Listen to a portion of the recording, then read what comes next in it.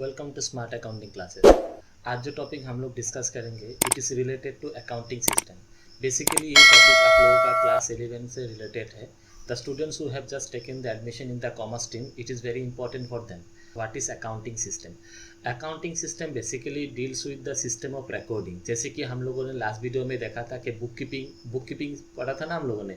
तो book keeping का मतलब क्या होता है कि book keeping is the art of recording the transaction in the books of accounts. जैसे कि हम लोगों ने लास्ट वीडियो में डिस्कशन किया था what is book keeping, what is accounting, what do you mean by books of accounts. आज के वीडियो में हम लोग डिस्कस करेंगे कि बुक्स ऑफ अकाउंट्स में जैसे कि हम लोग रिकॉर्ड करते हैं।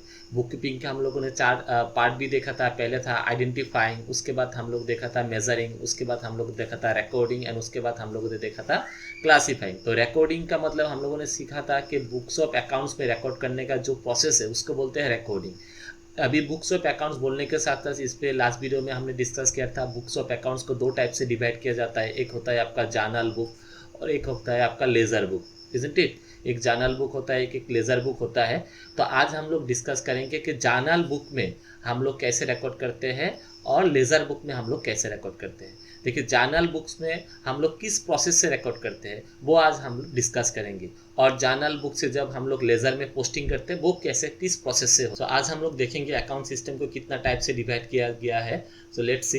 देखिए जब अकाउंटिंग सिस्टम के बाद होता है accounting system, isn't it? Accounting system means it is the process of recording the transactions into the books of accounts okay। अभी बुक्स ऑफ अकाउंट्स जैसे कि लास्ट वीडियो में हमने डिस्कस किया था, बुक्स ऑफ अकाउंट्स क्या होता है? It is a book where the transactions are recorded। ठीक है, जिस बुक में हम लोग ट्रांजेक्शन को रिकॉर्ड करते हैं उसको बोलते हैं books of accounts. Books of accounts को हमने 2 कैटेगरी में डिवाइड भी किया था। बुक्स ऑफ अकाउंट्स को 2 कैटेगरी में हम लोग डिवाइड करते। एक होता है आपका जर्नल बुक, ठीक है, एक होता है आपका जर्नल बुक और एक होता है आपका लेजर बुक। ठीक है, तो जर्नल बुक में हम लोग जिस प्रोसेस में ट्रांजेक्शन को रिकॉर्ड करते हैं उसको बोलते हैं जर्नल एंट्रीज। ठीक है, और जर्नल बुक में हम लोगों ने सोर्स डॉक्यूमेंट से ट्रांजेक्शन को रिकॉर्ड करना है। सोर्स डॉक्यूमेंट देख के हम लोग जर्नल बुक में रिकॉर्ड करते हैं। ट्रांजेक्शंस पहली बार जर्नल बुक में फर्स्ट टाइम जर्नल बुक में रिकॉर्ड करते हैं, इसलिए जर्नल बुक को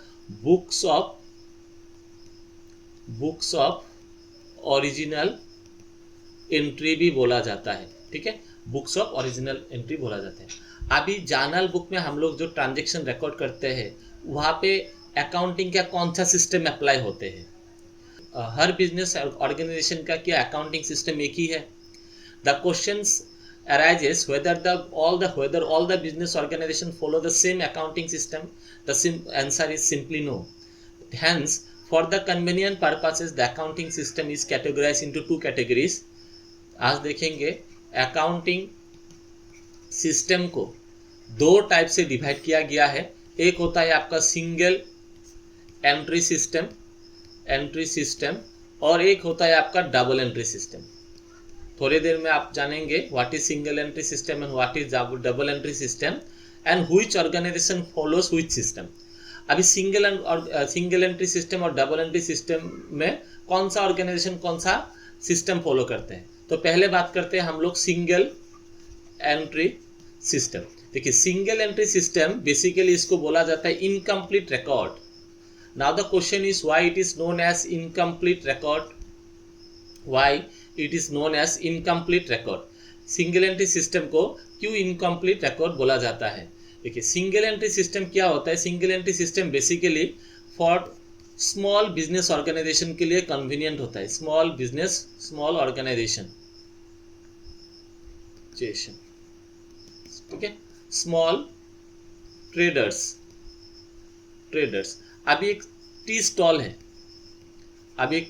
एक चाय का दुकान है। अभी ये चाय का दुकान किसी कस्टमर को चाय बिक्री करता है, 10 रुपीज़ में चाय सेल करता है। क्या वो हर ट्रांजेक्शन को रिकॉर्ड करने के लिए डबल एंट्री सिस्टम फॉलो करेगा? क्या वो वो चाय का टी स्टॉल वाला, क्या कोई अकाउंटेंट को हायर कर सकता है? The answer is no. तो जो चाय बिक्री करता है उसका भी तो हिसाब रखना होता है। जो चाय बिक्री करता है या स्मॉल ऑर्गेनाइजेशन से, स्मॉल बिजनेस है, स्मॉल ट्रेडर से, वो लोग सिंगल एंट्री सिस्टम फॉलो करते हैं। सिंगल एंट्री सिस्टम बेसिकली आपका कैश, क्रेडिटर और डेटर का रिकॉर्ड रखते हैं। कोई भी सामान कैश में रिकॉर्ड हुआ वो रिकॉर्ड करेगा, किसी से सामान बाकी में खरीदा है वो रिकॉर्ड करके रखेगा, और किसी को, कोई कस्टमर को बाकी में सेल किया है वो रिकॉर्ड करते हैं। जैसे कि अगर मानिए कि मशीन परचेस किया था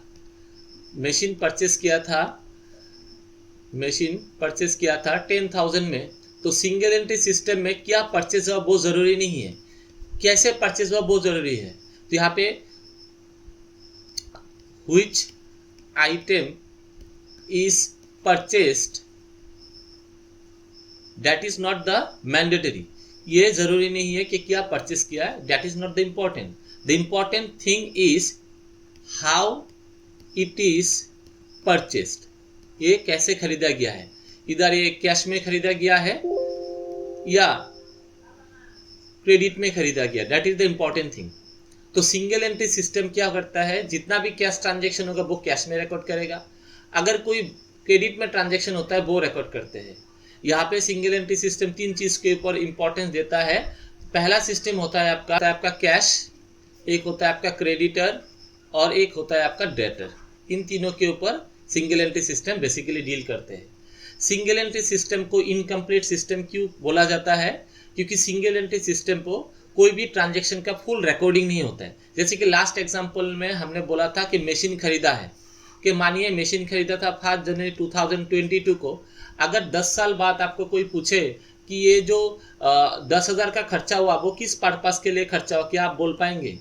ये 10,000 आपको तो लिखा था, ये 5 जनवरी 2020 को कैश 10,000 रुपीज़ पेड, ठीक है, कैश 10,000 रुपीज़ पेड। अभी ये कैश 10,000 रुपीज़ कहाँ पे खर्चा हुआ, क्या आप बोल पाएंगे? The answer is no. मानिए कि 10,000 अभी आपने कोई सपोज स्टेशनरी आइटम खरीदा था, पेन खरीदा था 50 रुपीज़ का, तो आपने यहाँ पे लिखा 50 रुपीज़, आप कैश में लिखा। 50 रुपीज़ में क्या खरीदा वो नहीं लिखा। 50 रुपीज़ में आपने पेन खरीदा था तो 50 रुपीज़ आपने लिखा, क्या परचेस किया था वो नहीं लिखा। अभी आज से 10 साल बाद अगर आपको कोई पूछे इस डेट में आपने 50 रुपये का खर्चा किया था, वो कहाँ पे किया था, तो आपको थोड़ा पजल होगा। मीन्स आपका मेमोरी में ये चीज़ आना भी मतलब थोड़ा टफ होगा कि ये 50 रुपीज़ हमने कहाँ खरीदा, कहाँ खर्चा किया था। ये ज़्यादातर केस में ये सब पॉसिबल नहीं होता है कि हर आइटम का कहाँ पे कितना खर्चा हुआ, कहाँ से कितना मिला, किस रीज़न से मिला, ये सिंगल एंट्री सिस्टम में रिकॉर्डिंग नहीं रहता है, जिस कारण सिंगल एंट्री सिस्टम को इनकम्प्लीट रिकॉर्ड बोला जाता है। इनकम्प्लीट रिकॉर्ड बोला जाता है। अभी देखिए सिंगल एंट्री सिस्टम का कुछ तो बेनिफिट भी है और कुछ एडवांटेज भी है। तो पहले हम लोग देखेंगे मेरिट्स, क्या क्या बेनिफिट होता है। यहाँ पे लेस टाइम कंज्यूमिंग होता है, लेस टाइम कंज्यूमिंग प्रोसेस, यहाँ पे टाइम ज़्यादा नहीं लगता है, लेस टाइम कंज्यूमिंग प्रोसेस। यहाँ पे देखिए लेस एक्सपेंसिव, यहाँ पे एक्सपेंसेस भी बहुत कम है, क्योंकि आपको अकाउंट्स का नॉलेज नहीं होने से भी होगा, या आपको बाहर का आदमी हायर नहीं करने से होगा। जो भी आपका हिसाब है आप खुद से रिकॉर्ड कर सकते हैं, एज पर योर विश, आप जैसे उसको रिकॉर्ड करना चाहे आप रिकॉर्ड कर सकते हैं, इसलिए यहाँ पे लेस एक्सपेंसेस भी कम होता है। उसके बाद प्रॉम्प्ट डिसीजन, आप कोई भी चीज़ का डिसीजन इंस्टेंट ले सकते हैं कि हाँ हमारा दिन का इतना खर्चा हुआ और इतना इनकम हुआ, तो मेरा इनकम आज कम हुआ या इनकम ज़्यादा हुआ या लॉस हुआ, आप इंस्टेंटली उसको निकल सकते हैं। तो यहाँ पे प्रॉम्प्ट डिसीजन होता है। Now let's see what are the very demerits. Demerits क्या क्या है, डिसएडवांटेज क्या क्या है। तो देखिए वेरी फास्ट डीमेरिट्स है। पहला डीमेरिट्स यहाँ पे ही निकल के आया, लो एक्यूरेसी। यहाँ पे आपने जो भी ट्रांजेक्शन रिकॉर्ड किया था, it is recorded on the basis of cash और क्रेडिट, ठीक है। यहाँ पे आप लोगों ने कुछ आइटम ऐसा है जिस आइटम में कुछ ट्रीटमेंट ऐसा होगा जिसको सिंगल एंट्री सिस्टम में पूरा का पूरा इग्नोर किया जाता है। यहाँ पे आप ट्रायल बैलेंस बना नहीं सकते, you can't prepare the trial balance. Now see what is trial balance. देखिए पहले बाद में जाके हम लोग डिस्कस करेंगे व्हाट इज ट्रायल बैलेंस। आज के लिए इतना समझिए कि trial balance is the process और trial balance is a statement where from one can get the accuracy of the statement, accuracy of the accounts। कोई भी चीज़ का एक्यूरेसी निकालने के लिए ट्रायल बैलेंस बनाना ज़रूरी है। यहाँ पे हर आइटम सिंगल एंट्री सिस्टम में हर आइटम का वन इफेक्ट रिकॉर्ड होता है यहाँ पे, इसलिए ट्रायल बैलेंस बनाना पॉसिबल नहीं है। इसलिए ट्रायल बैलेंस नहीं बनाना होता है, इसलिए यहाँ पे एक्यूरेसी का थोड़ा प्रॉब्लम रहता है। नेक्स्ट है not find the true profit और लॉस। यहाँ पे सिंगल एंट्री सिस्टम में कुछ आइटम कुछ ट्रीटमेंट को इग्नोर किया जाता है और वन इफेक्ट रिकॉर्ड होता है यहाँ पे, इसलिए बिजनेस का ट्रू प्रॉफिट, ओरिजिनल लॉस निकालना भी मुश्किल है। यहाँ पे नेक्स्ट है not possible to get the financial status. यहाँ पे देखिए सिंगल एंट्री सिस्टम में जब आप लोगों को ट्रायल बैलेंस नहीं होगा, ट्रायल बैलेंस नहीं होने से आपका प्रॉफिट एंड लॉस प्रिपेयर नहीं होगा, और प्रॉफिट एंड लॉस प्रिपेयर नहीं होने से आपका फिनेंशियल स्टेटस भी आप यहाँ पे फिनेंशियल पोजीशन भी आप अपना बिजनेस का एक्यूरेट नहीं पाएंगे। नेक्स्ट स्टेटमेंट हम लोग देखते हैं double entry system. Now this is the very important double entry system. तो डबल एंट्री सिस्टम को हम लोग कंप्लीट सिस्टम भी बोलते हैं, complete system. Now why it is known as the complete system? Because all the transactions are recorded here under dual aspect। ठीक है, हर transaction को यहाँ पे डुअल एस्पेक्ट सिस्टम में रिकॉर्ड किया जाता है। ना व्हाट इज डुअल एस्पेक्ट? देखिए डुअल एस्पेक्ट का मतलब होता है हर ट्रांजेक्शन का दो इफेक्ट रहता है। एक होता है डेबिट इफेक्ट, एक होता है क्रेडिट इफेक्ट। और डेबिट और क्रेडिट के हेल्प से ही आप कोई ट्रांजेक्शन को जर्नल बुक में रिकॉर्ड करते हैं। अभी देखिए जो लास्ट एग्जाम्पल था, मशीन खरीदा हुआ था, मशीन परचेस्ड किया था, तो सिंगल एंट्री सिस्टम में कितना का परचेस किया वो रिकॉर्ड करना है, क्या परचेस किया वो वहाँ पे इग्नोर होता है।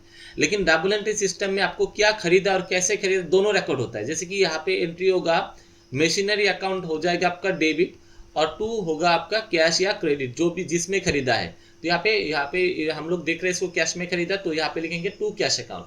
Now how this entry is passed, I will discuss this thing in our upcoming videos. आप आज के लिए आपको इतना जानना है, यहाँ पे देखिए क्या खरीदा और किस में खरीदा दोनों इफेक्ट रिकॉर्ड होता है, और यहाँ इसके लिए ही इसको हम लोग डबल एंट्री या कंप्लीट सिस्टम बोलते हैं। डबल एंट्री का मतलब होता है दोनों इफेक्ट को रिकॉर्ड करना, इसलिए इसको डबल एंट्री बोला जाता है। तो याद रखिए कि डबल एंट्री सिस्टम में हर ट्रांजेक्शन का 2 इफेक्ट रहता है, मिनिमम 2 इफेक्ट रहेगा। एक इफेक्ट आपका डेबिट होगा और एक इफेक्ट आपका क्रेडिट होगा। यहाँ पे डबल एंट्री सिस्टम में हर ट्रांजेक्शन का डबल इफेक्ट रहता है, इसलिए यहाँ पे आपका ट्रायल बैलेंस भी बनता है, ट्रायल बैलेंस भी बना जाता है। और ट्रायल बैलेंस अगर आप बना पाएंगे तो बिजनेस का प्रॉफिट या लॉस आप एग्जैक्ट जो प्रॉफिट और लॉस है, ट्रू प्रॉफिट और लॉस निकाल पाएंगे, और बिजनेस का फिनेंशियल पोजीशन भी आप अच्छे से जान भी पाएंगे। ठीक है, अभी देखिए डबल एंट्री सिस्टम का कुछ मेरिट्स भी है, कुछ डिमेरिट्स भी है। पहले हम लोग मेरिट्स देखते हैं। यहाँ पे इसको कंप्लीट रिकॉर्ड होता है। आज से 10 साल 15 साल बाद अगर कोई आइटम का कोई डेट का आपको ट्रांजेक्शन जानना है, मानिए कि 10 साल पहले का आपका कैश गया था, 10 रुपए का कैश खर्चा हुआ था, वो भी जानना है, तो उस डेट का आप अगर जर्नल एंट्री देखेंगे तो वहाँ पे डिटेल्स लिखा रहेगा कि कैश कहाँ पे खर्चा हुआ था और कहाँ पे आपने वो कैश का खर्चा किया था, दोनों इफेक्ट आपको वहाँ पे रिकॉर्ड मिलेगा। नेक्स्ट यहाँ पे आपका क्या होता है, यहाँ पे बिजनेस का ट्रू प्रॉफिट और लॉस आप दोनों जान सकते हैं, ट्रू प्रॉफिट और लॉस आप जान सकते हैं। यहाँ पे बिजनेस का फिनेंशियल पोजीशन भी आप जान सकते हैं।